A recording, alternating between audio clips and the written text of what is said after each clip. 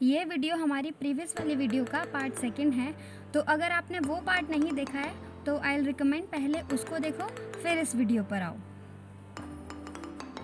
हमने पिछले वीडियो में केस 1 से लेके केस 5 तक किए थे। इस वीडियो में हम केस 6 से लेके केस 8 तक करेंगे। 9, 10 मैंने इसलिए इंक्लूड नहीं करा क्योंकि वीडियो लंबी हो रही थी।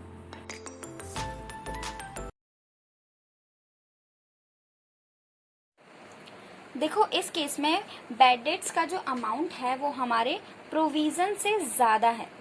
ठीक है, बैड डेट्स हमारे 6000 के हैं और प्रोविजन हमारे 4000 के हैं। तो यहाँ पे हमें क्लियरली शो हो रखा है कि जो 2000 के जो बैड डेट्स हैं, बैड डेट्स हमारी लाइबिलिटी होती है। ठीक है, बैड डेट्स हमारी लाइबिलिटी होती है और जब लाइबिलिटी हमारी इंक्रीज हो रही है तो हम जब हमारी लाइबिलिटी इंक्रीज होती है तो हम रिवैल्यूएशन अकाउंट में उसको किस साइड पर शो करते हैं? डेबिट साइड पर उसको शो करते हैं। तो हमने वही करा, रिवैल्यूएशन अकाउंट में टू बैड डेट्स करके 2000 शो कर दिया। अगर हम इसकी जनरल एंट्री बनाएं तो वो कैसे बनाएंगे? देखो, फर्स्ट जनरल एंट्री हमारी होगी bad debts account debit to debtors account.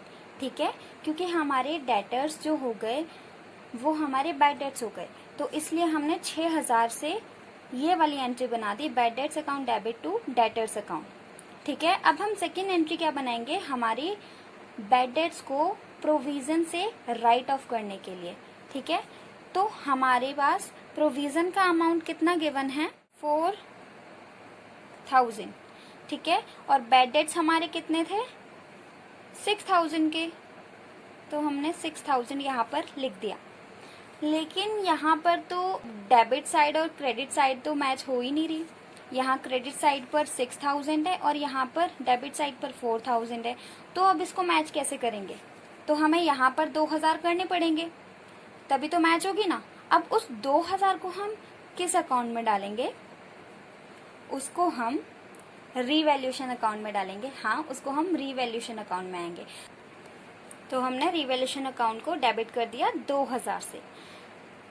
अगर आप ऐसे कंबाइन एंट्री नहीं करना चाहते हो तो आप इसको अलग अलग भी कर सकते हो। अब वो अलग अलग कैसे करते हैं एंट्री, चलो वो भी देख लेते हैं। अलग अलग एंट्री हम ऐसे करेंगे। सबसे पहले provision for doubtful debt account debit to bad debts account. कितने अमाउंट से? 4000 से। ठीक है, क्योंकि हमारे पास प्रोविजन 4000 का था, इसलिए हमें बैड डेट्स भी 4000 से क्रेडिट करने पड़ेंगे। ठीक है, लेकिन अभी भी हमारे पास 2000 के बैड डेट्स बचे हैं, इसलिए हम उसको रिवैल्यूएशन अकाउंट में डाल देंगे। रिवैल्यूएशन अकाउंट में डेबिट करेंगे to bad debts account, credit करेंगे 2000 से। ठीक है, अब हम देख लेते हैं रिवैल्यूएशन अकाउंट कैसे बनेगा। रिवैल्यूएशन अकाउंट हमारे इसी एंट्री से हमारा रिवैल्यूएशन अकाउंट बनेगा। देखो कैसे बनाते हैं। ये मैंने रफ सा थोड़ा अकाउंट बना दिया है। ठीक है, तो इतना मैनेज कर लेना। हमारी डेबिट साइड होती है, हमारी क्रेडिट साइड होती है। हमने ये एंट्री बनाई। ठीक है, रिवैल्यूएशन अकाउंट है, हमने रिवैल्यूएशन अकाउंट यहाँ पे डाल दिया टू बैड डेट। देखो, एक सिंपल सा तरीका बताती हूँ। देखो, रिवैल्यूएशन अकाउंट है ये और टू बैड डेट्स। अब टू वाली साइड हमारी हमेशा इधर आती है, तो हम यहाँ पे क्या कर देंगे?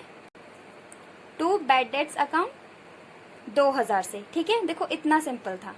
हमने देखा कि टू वाली साइड हमारी हमेशा डेबिट साइड आती है, तो हमने इसको उठा के यहाँ पर डाल दिया। था ना इजी? लेकिन अगर लॉजिक वाइज देखें तो देखो क्या है, रिवैल्यूएशन अकाउंट डेबिट हुआ है कितने अमाउंट से? 2000 से। तो रिवैल्यूएशन अकाउंट हमने डेबिट साइड पर 2000 से कर दिया। ठीक है, लेकिन यहाँ पर हम रिवैल्यूएशन तो लिखेंगे नहीं, यहाँ पर हम अपना बैड डेट्स डालेंगे। तो हमने रिवैल्यूएशन अकाउंट बनाकर to bad debts debit side पर शो कर दिया। अब हम इसका ट्रीटमेंट बैलेंस शीट में कैसे करेंगे?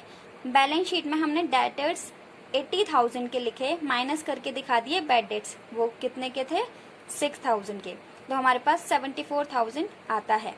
प्रोविजंस हमने इसलिए नहीं दिखाया क्योंकि प्रोविजन पूरे के पूरे खत्म हो गए। 4000 के 4000 पूरे खत्म हो गए बैड डेट्स को राइट ऑफ करने के लिए, इसलिए हमने बैड डेट्स माइनस करके दिखाए हैं। प्रोविजंस तो सारे खत्म हो गए, इसलिए हमने प्रोविजन नहीं दिखाए। तो इसके साथ हम अपने नेक्स्ट केस की तरफ बढ़ते हैं।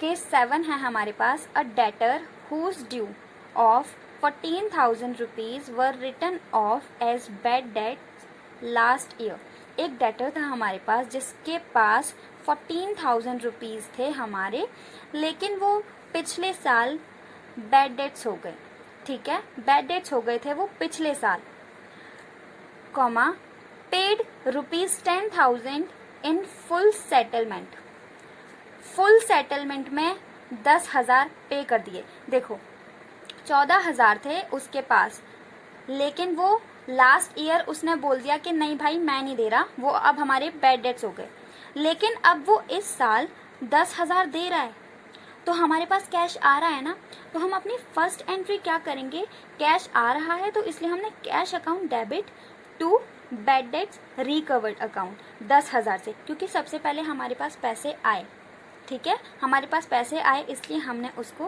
कैश अकाउंट में शो करा 10,000 से और टू बैड डेट्स रिकवर्ड। ये हमारी फर्स्ट एंट्री थी। हम अपनी सेकेंड एंट्री देखते हैं। सेकेंड एंट्री हो जाएगी हमारी बैड डेट रिकवर्ड अकाउंट 10,000 से टू रिवैल्यूएशन अकाउंट 10,000 से। अब ये तो हो गया एंट्री वाला पार्ट। अब दी रिवैल्यूएशन अकाउंट में कैसे ट्रीटमेंट करेंगे इसका, चलो वो भी देख लेते हैं। देखो जैसे मैंने पहले क्वेश्चन में बताया था कि कैसे इस एंट्री से हम रिवैल्यूएशन अकाउंट में डालेंगे, इसमें भी देख लेते हैं। देखो रिवैल्यूएशन अकाउंट बनाना है, ठीक है, रिवैल्यूएशन अकाउंट हमने बना दिया। अब बाय वाली साइड पर हमें दे रखा है बैड डेट्स रिकवर्ड अकाउंट, तो हमने बाय वाली साइड पर bad debt recovered account show कर दिया, कितने अमाउंट से, 10,000 से। तो ये थोड़ा सिंपल सा था जो कि मैंने आपको बता दिया, तो आप इससे कंफ्यूज नहीं होगे, ठीक है। अब हम ये देख लेते हैं बैलेंस शीट में इसका क्या ट्रीटमेंट होगा। तो जैसे हमारे पास बैड डेट्स रिकवर्ड हुए हैं तो हमारे पास कैश आया है, और कैश हम किस साइड पर शो करते हैं, एसेट साइड पर शो करते हैं बैलेंस शीट में। तो हम वही करेंगे, हमने बैलेंस शीट में एसेट साइड पर कैश या फिर बैंक अकाउंट आप किसी के भी नाम से कर सकते हो 10,000। तो ये था हमारा केस 7।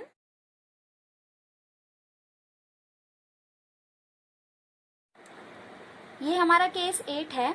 इसमें हमें बैलेंस शीट में डेटर्स गिवन है 75,000 के। एडिशनल इन्फॉर्मेशन हमें यहाँ पर 2 गिवन है। तो सबसे पहले हम अपनी फर्स्ट देखते हैं, ठीक है। फर्स्ट एडजस्टमेंट हमें गिवन है debtors to the extent 5,000 were unrecorded, मतलब 5,000 के डेटर्स अनरिकॉर्डेड हैं। तो हमने रिवैल्यूएशन अकाउंट बनाया, वहां पर बाय डेटर अकाउंट करके 5,000 से शो कर दिया। अब इसको क्रेडिट साइड पर क्यों शो करते हैं, क्योंकि हमारी अनरिकॉर्डेड एसेट है, और जब भी हमारी अनरिकॉर्डेड एसेट होती हैं तो हम उसको क्रेडिट साइड पर शो करते हैं, ये आपको पता होगा, ठीक है। अब हम अपनी सेकेंड एडिशनल इन्फॉर्मेशन को पढ़ते हैं। अब हमारी सेकेंड एडिशनल इन्फॉर्मेशन क्या बोल रही है, 5% provision created on debtors. Debtors पे हमें 5% प्रोविजन क्रिएट करना है। अब हम यहाँ पर गलती क्या करते हैं, हमें बैलेंस शीट में डेटर्स 75,000 के गिवन है, और हमें बोला है 5% प्रोविजन बनाना है डेटर्स पे। तो हम गलती से 75,000 पर क्रिएट कर देते हैं, लेकिन हम ये भूल जाते हैं कि जो हमारी फर्स्ट एडिशनल इन्फॉर्मेशन कह रही थी कि 5,000 के जो हमारे डेटर्स हैं वो अनरिकॉर्डेड हैं, तो हम उनको भी तो कंसीडर करेंगे ना। तो हम 5% प्रोविजन 80,000 पर निकालेंगे। 75,000 प्लस 5,000 वो वाले जो हमारे अनरिकॉर्डेड हैं, यस, जो हमें फर्स्ट एडिशनल इन्फॉर्मेशन में गिवन थे वो वाले। इसलिए मैंने उस एडजस्टमेंट को, उस एडिशनल इन्फॉर्मेशन को पहले कराया ताकि आपको समझा सकूं। तो यहाँ पर हम प्रोविजन किस अमाउंट में निकालेंगे, 80,000 पर।